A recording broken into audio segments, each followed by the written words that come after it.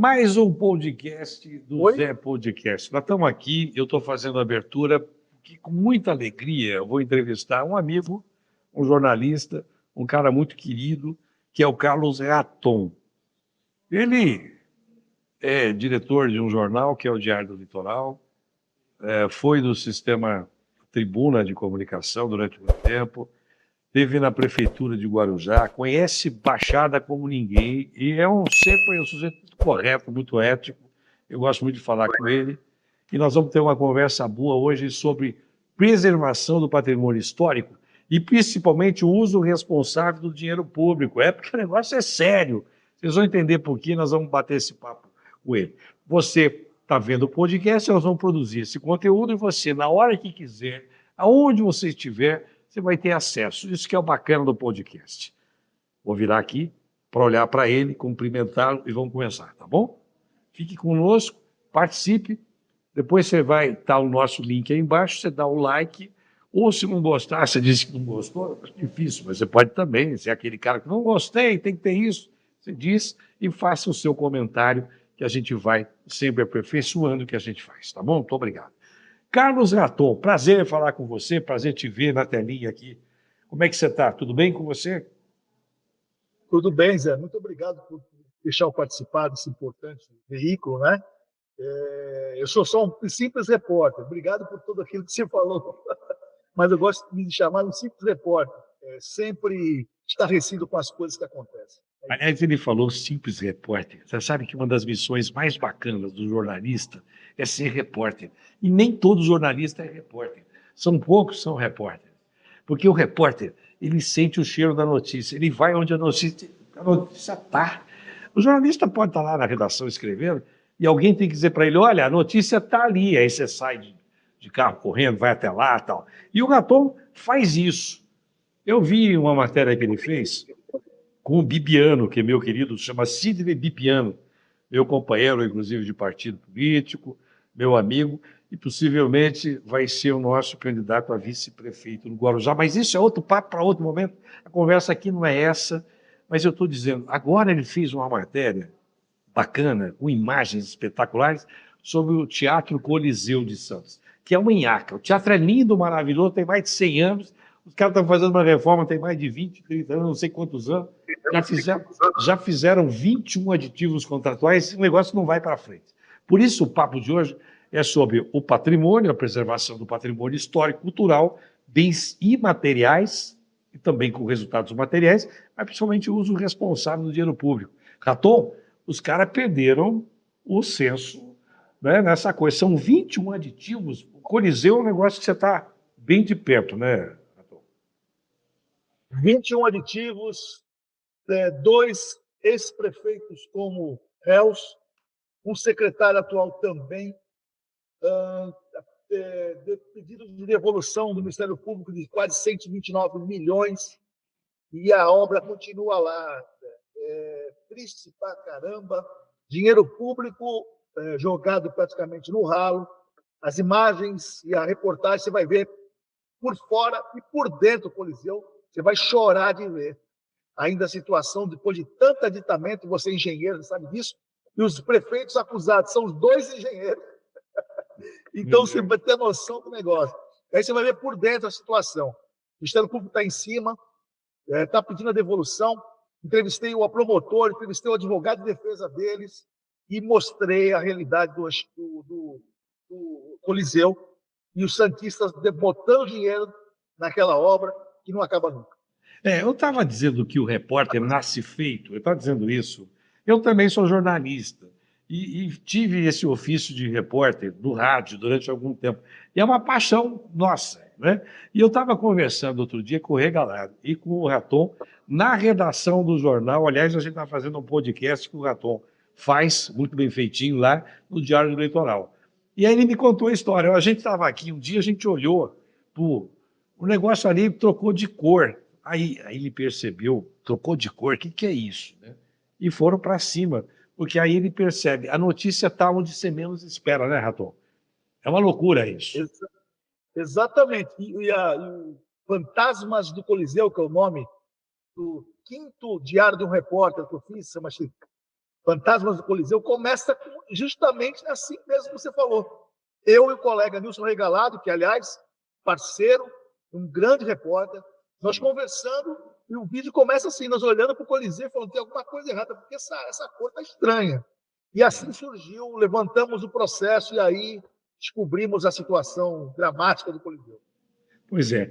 Nós vamos colocar essa coisa do patrimônio histórico-cultural e o patrimônio imaterial. Eu vou começar falando um pouquinho, depois a gente vai para essa coisa do Coliseu, mas antes eu quero resgatar uma coisa. Você também é cineasta, né? Você é um cara que gosta de cinema e produz cinema, né? Você faz isso, Raton.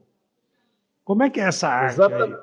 Arte de cinema não é mole, não. Viabilizar, colocar de pé num país como o nosso, que é complicado. Né?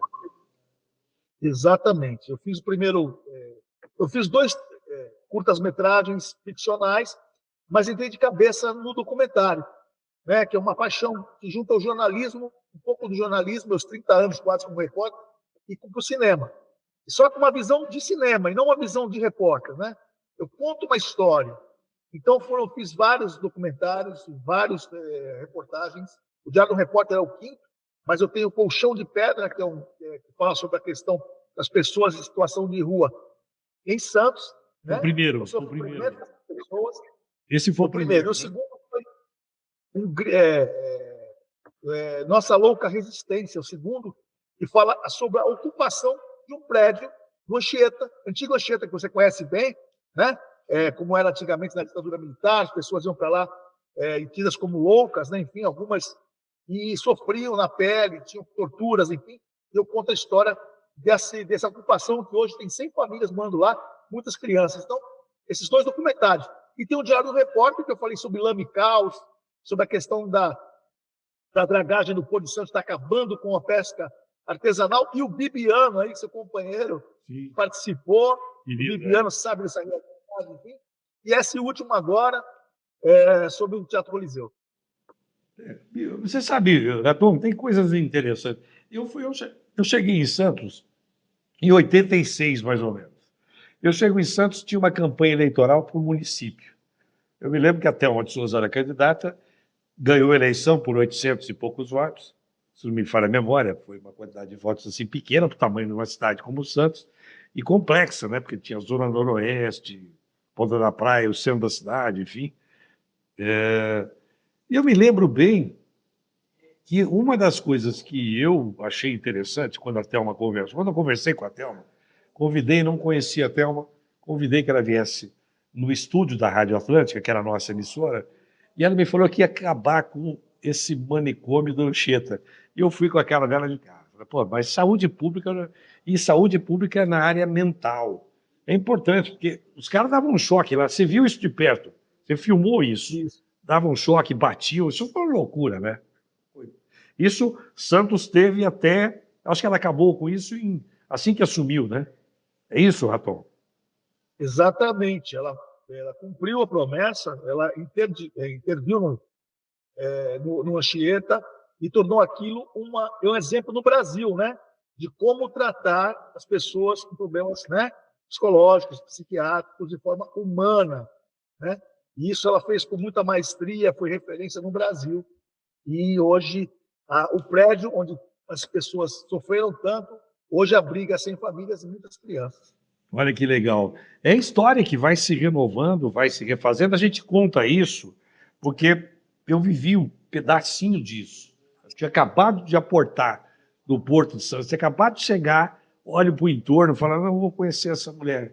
Aí fui conversar também com o Joaquim Carlos Del Bosco Amaral, que era deputado federal. E perguntei para ele, ele falou, não estou preocupado com isso. Não estou preocupado, perdeu a eleição. Não estou preocupado com isso, isso aqui.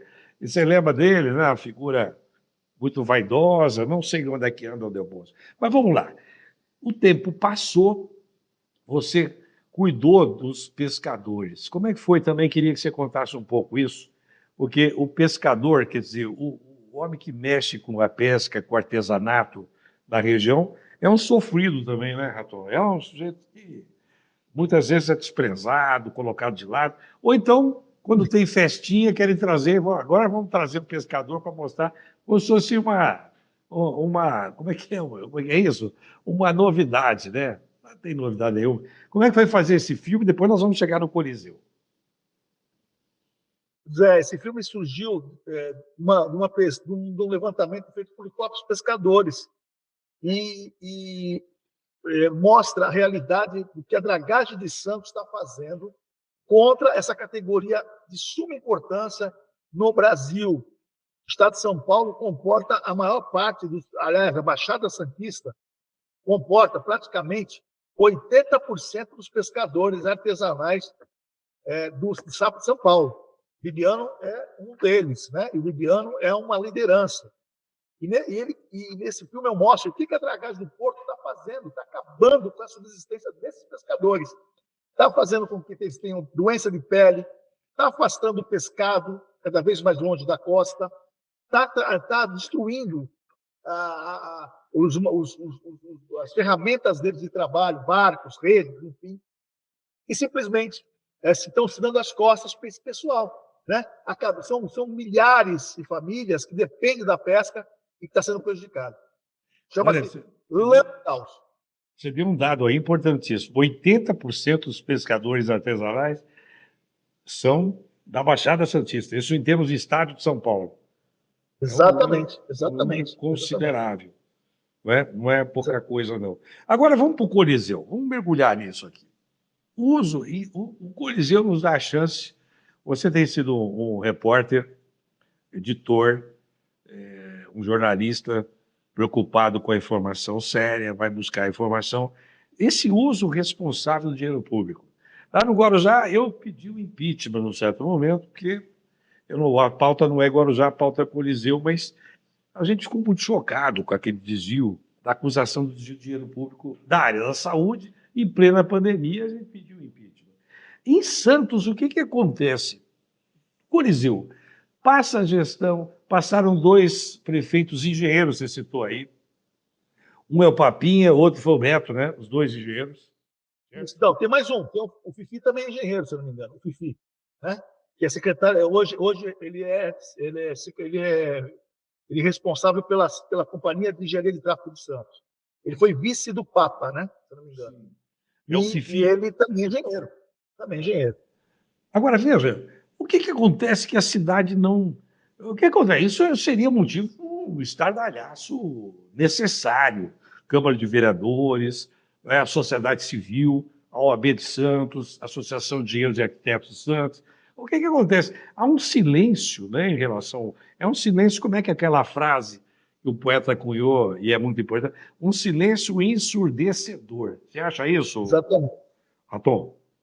Exatamente. Inclusive, a Débora Camilo, a vereadora do PSOL, pediu na Câmara a abertura de uma comissão especial de inquérito para mostrar toda essa situação e ir mais a fundo sobre isso, mas ela só conseguiu 5 assinaturas.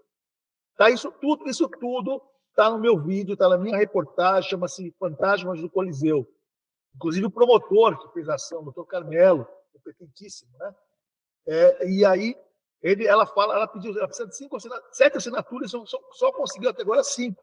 Ou seja, durante esse período todo, esses anos todos, a Câmara se mantém em silêncio sobre um descaso com o dinheiro público, né? Ela pediu, e ela não consegue formar nem 7 assinaturas para iniciar um processo obrigatório na Câmara, né? Incrível. Perfeito. Você citou a Débora Camilo, que é nossa... Eu estou filiado ao PSOL, aqui a conversa não é sobre partido político.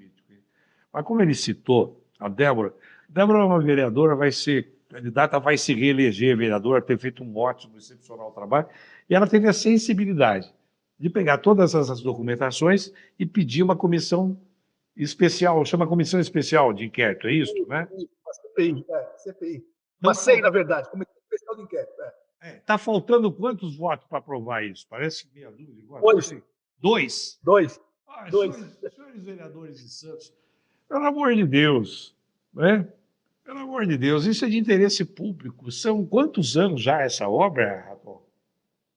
Olha, pelo menos passaram por 2 gestões que foram reeleitas, né? Aliás, passaram por 6 gestões, na verdade, né?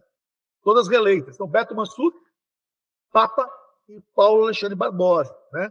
E então você faz as contas, 4 anos cada uma, 24 anos pelo menos. Né? 24 anos. É O isso? sistema faz isso. A gente que é contra o sistema, nós não temos nada a ver com o sistema. O sujeito tem que fazer. Eu sou engenheiro, Raton. Quer fazer obra, a gente defende a licitação pública, transparente, tudo claro. As coisas ali estão muito mal resolvidas. Eu conversando com as pessoas sobre o Teatro Coliseu, tem muitas obras de arte lá dentro, né? Tem afrescos, tem móveis, Isso. e tudo isso foi sendo colocado abandonado, né, Raton? Isso também é gravíssimo, né? E o pior, que você sabe disso, e você já me falou isso outra vez, foi feita a reforma, pintura e tudo mais, que uma reforma traz de sujeira, e caiu tudo nesses móveis. Caiu tudo nessas obras de arte, nessas poltronas, vai ter que colocar tudo poltrona nova, ou seja, não tem nem como, acho que, recuperar. Ou seja, nem uma lona colocar em cima para proteger. Poxa, nem uma lona para você. Você vai fazer uma obra em qualquer lugar, você tem um móvel, uma mesa, você vai minimamente colocar. Se você não tem uma lona, você põe papel, jornal, você compra os jornais velhos, bota em cima, né? Eu gosto de jornal, eu guardo, não gosto. Mas tem gente que usa ali para pegar alguma coisa. Bom, mas nem isso fizeram. E esses móveis vão ter que ser reconstituídos, é isso também? Mais dinheiro público para isso, né? Vai se abrir uma nova licitação Uma nova para arrumar isso. licitação só Não para sei se consertar os consegue. móveis. Eu Só não para sei se consertar. consegue recuperar esses móveis, né? São históricos, né, Zé? Então, É, não é fácil. pode ser Né? que não tenha recuperação, inclusive. Pode Agora, ser que não. depois que vocês começaram a mexer, quero aqui fazer um cumprimento ao Diário do Litoral, está fazendo um trabalho de fôlego, porque não é só uma manchete, uma notícia, mas é um trabalho de fôlego, é um trabalho sério, que as pessoas aparecem, né? Olha, vocês estão perturbando, olha, vocês estão fazendo. E vocês estão mantendo a chama acesa, no bom sentido, a chama da informação, a chama da verdade acesa. Depois que vocês começaram a fazer essas matérias, mudou alguma coisa? A obra continua lá. Eu me lembro que eu fui querer saber quem que é a engenheira responsável, porque ela começou dizendo que só quando pararia de chover que ela podia trabalhar. Eu achei muito estranho, porque, meu Deus do céu, como é que você tem que parar de chover para consertar o telhado, o forro de um teatro centenário como esse? Depois que vocês mexeram, mudou alguma coisa, Gaton? O pessoal está ficando mais esperto? O pessoal está falando bastante, está sendo muito comentado. Agora, com esse novo já de um repórter que vou soltar, já está, né, Fantasma do Coliseu, pode ser que a repercussão seja bem maior. Mas engraçado, eu vou te falar uma coisa, Zé. A previsão de entrega do Coliseu, as obras, é agora, dia 24 de abril. O Coliseu completa 100 anos. É isso. O Coliseu completa 100 anos em junho. Se não me engano, dia 27 de junho. A obra está prevista para ser entregue agora, 24 de abril. Você vai lá e vai ver. Não vai entregar nunca. Não vai entregar nunca. Ou seja, se bobear, vou ter que pagar uma.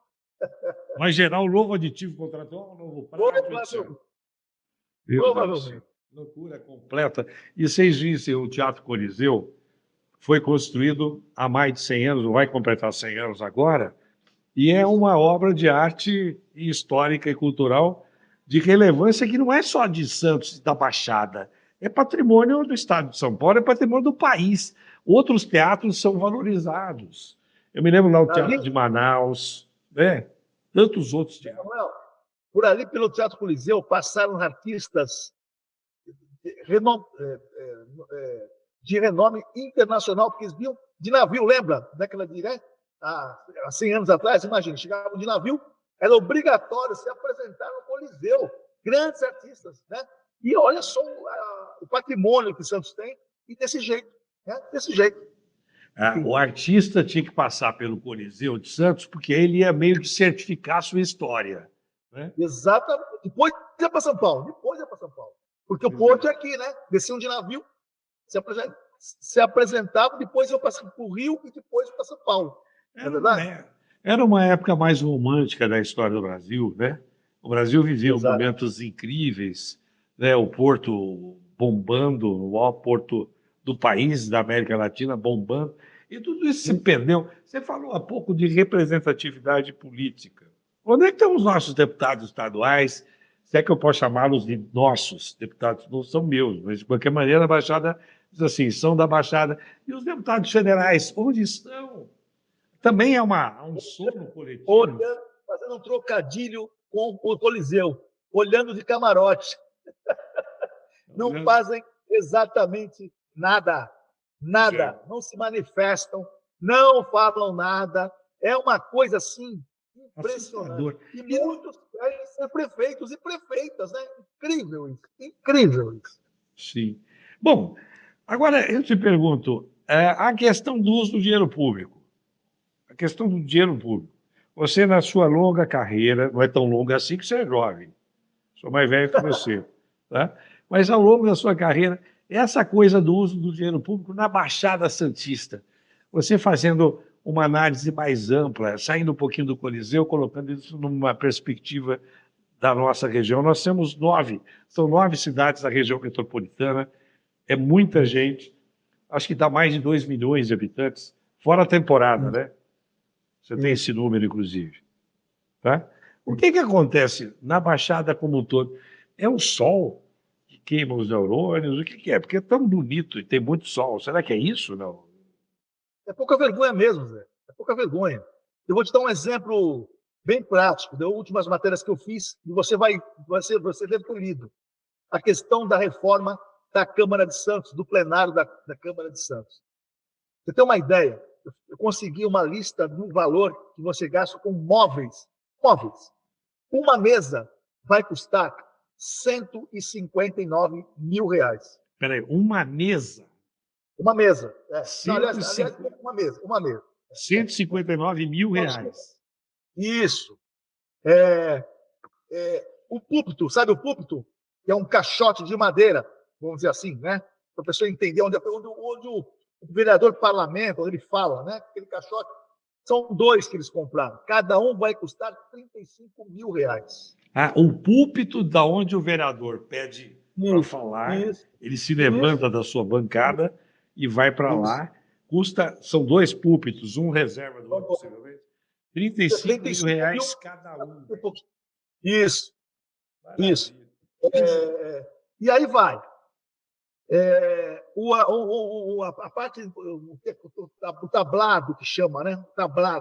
Onde eles ficam, a mesa diretora fica mais acima, né? Dos outros vereadores, aquele tablado de madeira, geralmente de madeira, alguns de alvenaria.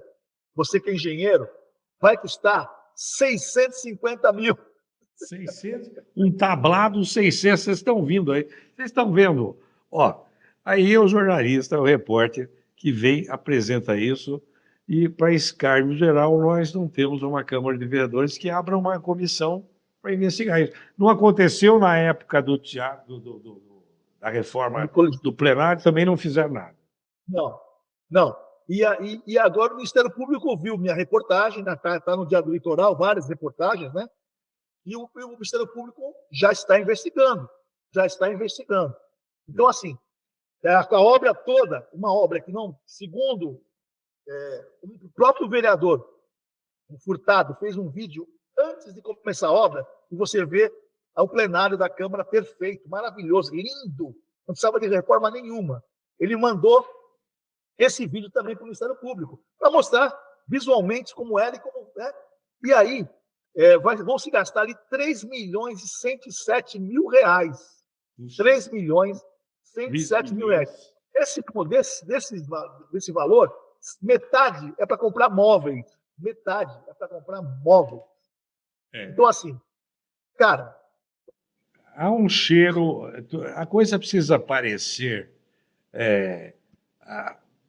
honesto até o fim. Como é que era a mulher de fulano? Lembra disso da política? Não basta ser honesto, tem que parecer honesto. Isso aqui não parece. Isso.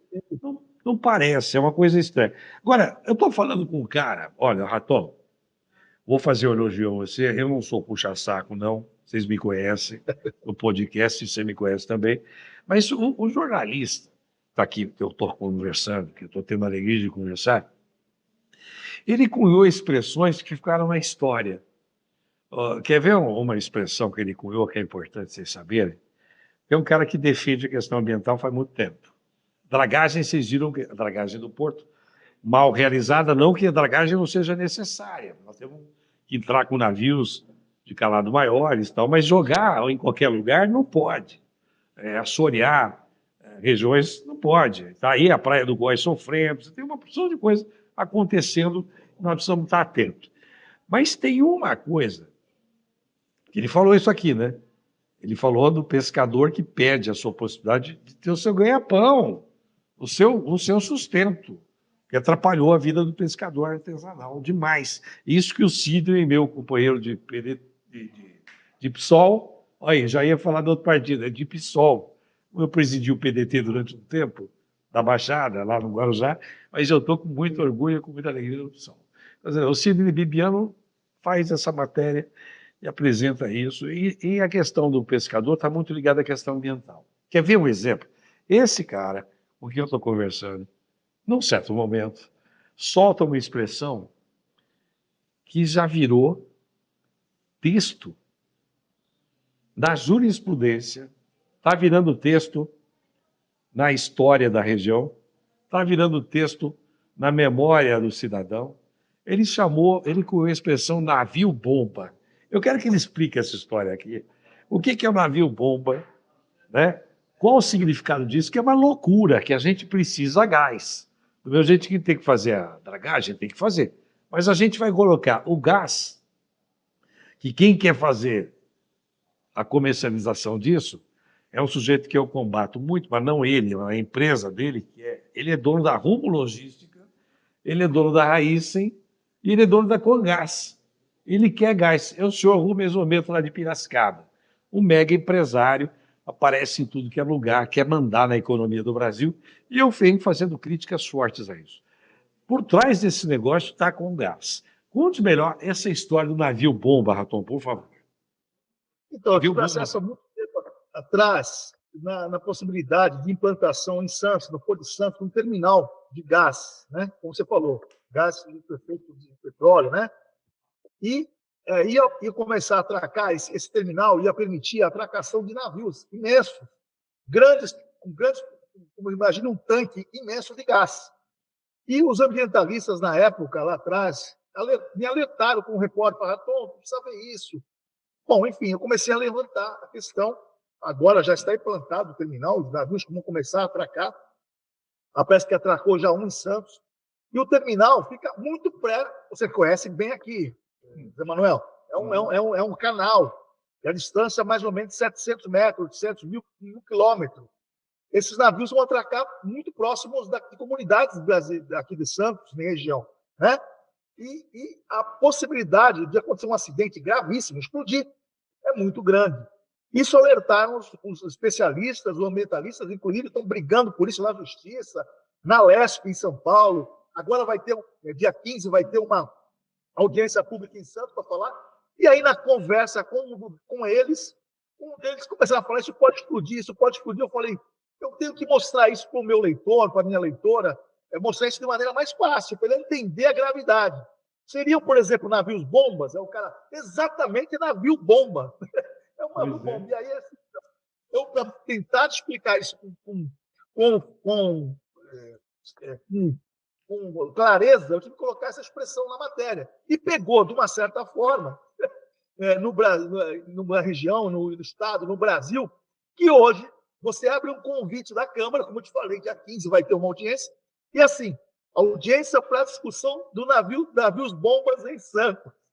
É isso. Isso virou na Lesp, navio bomba, CPI de navio bomba, pegou, né? Muita gente não sabe disso, fui eu que conheço essa expressão, porque não tinha jeito. Como é que eu ia mostrar para o meu leitor? A nossa responsabilidade de jornalista é esclarecer, né? Dar exemplos. Isso. Eu soltei essa e pegou. Hoje só não se fala navio bomba. A ponto, aliás, só se fala navio bomba. A ponto de ter pessoas ligadas a esse empreendimento, né? Pessoas que escrevem em jornais locais, que ficam assim, é navio bomba ou navio tanque? Como dizendo, botando em dúvida a expressão. Meu amigo, Zé Manuel, navio tanque e navio bomba, se explodir, querido. Sim.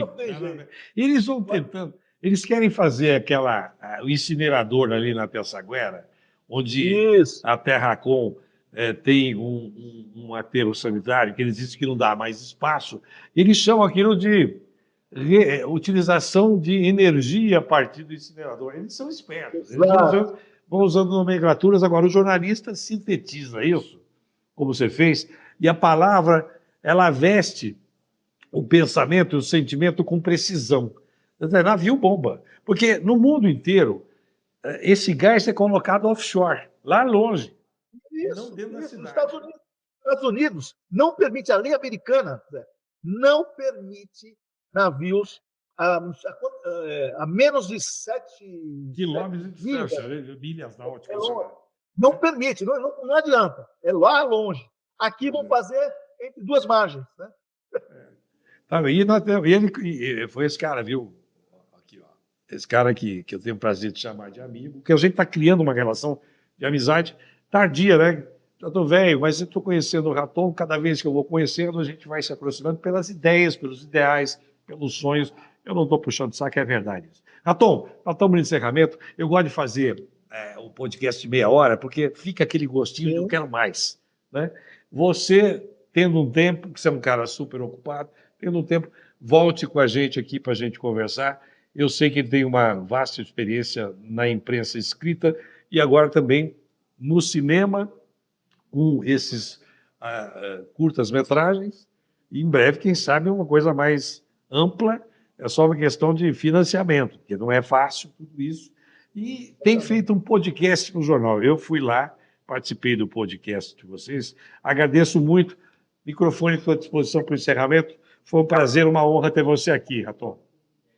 Muito obrigado. Olha, vou encerrar dizendo, eu vou te botar uma pulga aí, tá? Matérias que eu fiz lá atrás, que você acabou tocando no assunto.